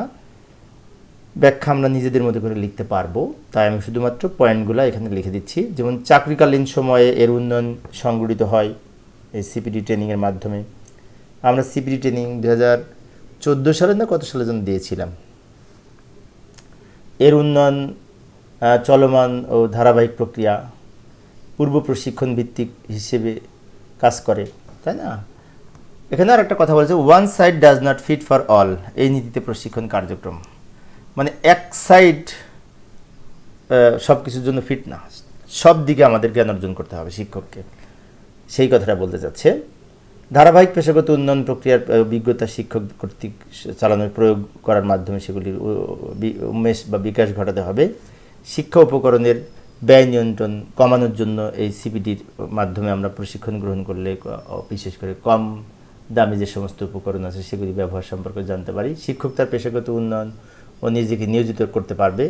দ্রুত ফিডব্যাক পাওয়া যাবে। ফিডব্যাক মানে কি, আমাদের শিক্ষার্থীদেরকে পড়ানোর পরে কোনো কিছু আমরা যদি কীরকম শিখতেছে জানতেছে তার ফিডব্যাকটা গ্রহণ করা। দ্রুত ফিডব্যাক পাওয়ার জন্য সিপিডির গুরুত্ব অপরিসীম। মানে এই বিশেষ করে পেশাগত দক্ষতা উন্নয়নের মাধ্যমে আমরা আমাদের এই উন্নয়ন সাধন করতে পারি শিক্ষকতা পেশাকে, তাই না? আচ্ছা, এবার আসি গুরুত্ব। বৈশিষ্ট্য লিখলাম, গুরুত্ব। ধারাবাহিক পেশাগত উন্নয়নের গুরুত্বের মধ্যে আমরা লিখতে পারি বিষয়ভিত্তিক অভিজ্ঞতার উন্নয়ন সাধিত হয়, বিষয়ভিত্তিক সর্বশেষ জ্ঞান দক্ষতা ও মূল্যবোধের সাথে পরিচিতি ঘটে, তাই না? এগুলোর কিন্তু ব্যাখ্যা দিতে হবে, এগুলো পয়েন্ট আউট করে দিচ্ছি, এগুলোর ব্যাখ্যা দিতে হবে। নবতর প্রযুক্তি সম্পর্কে জ্ঞান ও দক্ষতা অর্জন করা সম্ভব হয়। তারপরে শিক্ষা বিজ্ঞানের নতুন নতুন পদ্ধতি ও কৌশল সম্পর্কে পরিচিত হওয়া যায়। শিক্ষক সমাজের সাথে মিথস্ক্রিয়ার বৃদ্ধি ঘটে, মানে মিশ্রণ ঘটে সমাজের সাথে শিক্ষকের। প্রশাসনিক দায়িত্ব সম্পর্কে শিক্ষকদের দক্ষতা ও সচেতনতা বৃদ্ধি পায়। শিক্ষার্থী, বিদ্যালয় এবং সমাজের সাথে শিক্ষকদের গ্রহণযোগ্যতা বৃদ্ধি পায় এবং সময়ের বিবেচনায় ধারাবাহিক পেশাগত উন্নয়ন শিক্ষকদের জন্য খুব সহায়ক হয়। আরেকটি বিষয় যে আধুনিক বিভিন্ন প্রযুক্তিগত জ্ঞান অর্জন করাও সম্ভব হয় এই ধারাবাহিক পেশাগত উন্নয়নের মাধ্যমে। শিক্ষকদের ধারাবাহিক পেশাগত উন্নয়নের উপায়গুলো কি কি হতে পারে বলে আপনি মনে করেন, ব্যাখ্যা করুন। তো এই প্রশ্নটি বিভাগীয় পরীক্ষায় যদি আসে কীভাবে এর উত্তর লিখবো, আমরা এগুলো নিজেদের মতো করে লিখতে পারি, তাই না? তো এখানে মূলত এই ধারাবাহিক পেশাগত উন্নয়ন বলতে কি বুঝি সেই পর্যন্ত সেই সম্পর্কে কিছু লিখব। ধারাবাহিক পেশাগত উন্নয়ন বলতে পেশা সংক্রান্ত যোগ্যতা ও দক্ষতাগুলোতে আয়ত্তে রাখার প্রচেষ্টাকে বোঝায় এবং অনুশীলনের মাধ্যমে ধারাবাহিকতার উন্নয়ন ঘটে এবং পেশাগত উন্নয়নের ধারাবাহিকতা যদি অব্যাহত থাকে তাহলে শিক্ষক নিজেকে এই তার যোগ্যতাকে ধরে রাখার মাধ্যমে শিক্ষার্থীদের পাঠে এবং শেখানো পদ্ধতি কার্যক্রম সঠিকভাবে পরিচালনা করতে পারে। এই সম্পর্কে কিছু ব্যাখ্যা লিখব, প্রথমে ভূমিকা লিখব, এরপরে আমরা কিছু এই সম্পর্কে কিছু আলোচনা করা হলো বলে পয়েন্ট আকারে আলোচনা করব। যেমন প্রথমে লিখতে পারি পেশাগত প্রশিক্ষণ গ্রহণ। পেশাগত উন্নয়নের জন্য পেশাগত প্রশিক্ষণের কোনো বিকল্প নেই। পেশাগত প্রশিক্ষণ দুই ধরনের, দীর্ঘমেয়াদী এবং স্বল্পমেয়াদী। দীর্ঘমেয়াদী প্রশিক্ষণ যেমন টিচার্স ট্রেনিং কলেজগুলো থেকে বিএড এমএড করে আমরা দীর্ঘমেয়াদী প্রশিক্ষণ গ্রহণ করতে পারি, দীর্ঘদিন লাগে না বিএড এমএড করতে, তাই না? এরপর স্বল্পমেয়াদী প্রশিক্ষণ হচ্ছে বিষয়ভিত্তিক প্রশিক্ষণ, পাঠদান কৌশল বিষয়ক প্রশিক্ষণ, প্রশাসনিক প্রশিক্ষণ, সৃজনশীল প্রশ্নপত্র প্রণয়ন প্রশিক্ষণ, একীভূত শিক্ষা সম্পর্কে প্রশিক্ষণ, আইসিটি বিষয়ক জ্ঞান সম্পর্কে প্রশিক্ষণ। এগুলো স্বল্প সময়ের জন্য কোর্স, তাই না? তো এইভাবে আমরা এই ধারাবাহিকভাবে শিখতে পারি ধারাবাহিক পেশাগত উন্নয়নের উপায়সমূহ। এর পাশাপাশি আরও যদি আলোচনা করি, আচ্ছা এবার আমি পয়েন্ট আকারে বলছি, পয়েন্টগুলির ব্যাখ্যা দিতে হবে।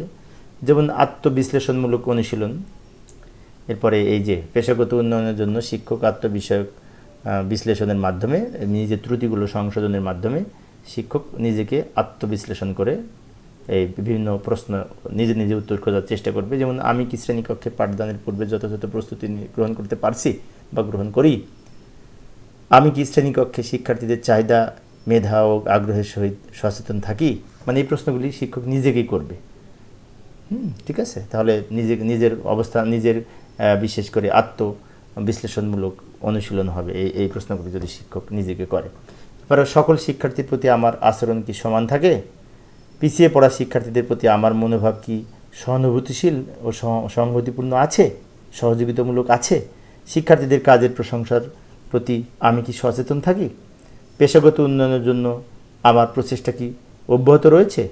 এবং আমার উপর অর্পিত দায়িত্ব যথাযথভাবে পালনের জন্য আমি কি সচেষ্ট? এই যে প্রশ্নগুলি যদি একজন শিক্ষক নিজেকে করে, তাহলে কিন্তু অনেক শিক্ষকের নিজের অবস্থান সম্পর্কে আত্মবিশ্লেষণমূলক অনুশীলনের মাধ্যমে নিজের অবস্থান জানতে পারবে। এর পাশাপাশি আমরা আরও আলোচনা করতে পারি, এইগুলির আমি ব্যাখ্যা দিচ্ছি না, যেমন কর্মসহায়কমূলক গবেষণা, কর্মসহায়ক গবেষণা করতে হবে, তাই না? তারপরে অ্যাকশন প্ল্যানিং যাকে বলে, তারপর শিক্ষার্থী কর্তৃক মূল্যায়ন, শিক্ষার্থীদেরকে মাঝে মধ্যে মূল্যায়ন করতে বলবে যে আমার কোন জায়গায় সমস্যা আছে তোমরা একটু বলো, এরকম হতে পারে। সহকর্মীদের দ্বারা মূল্যায়ন, ফিডব্যাক গ্রহণ, আত্মমূল্যায়ন, নিয়মিত অধ্যয়ন, নিয়মিত ইন্টারনেট ব্রাউজিং, এবং নিয়মিত ইন্টারনেট ব্রাউজ করলে বিভিন্ন সামাজিক যোগাযোগের মাধ্যম থেকেও বর্তমানে এই আধুনিক যুগে শিক্ষার ধারাবাহিক শিক্ষার অনেক তথ্য পাওয়া যায়, এবং সেখান থেকেও একজন শিক্ষক নিজের পেশাগত উন্নয়নকে ত্বরান্বিত করতে পারে। তো প্রিয় শুধু তো পরের সেশনটি দেখার আমন্ত্রণ রইল। পরিশেষে সবাই ভালো থাকবে এবং সুস্থ থাকবে এই কামনায়। খোদা হাফেজ।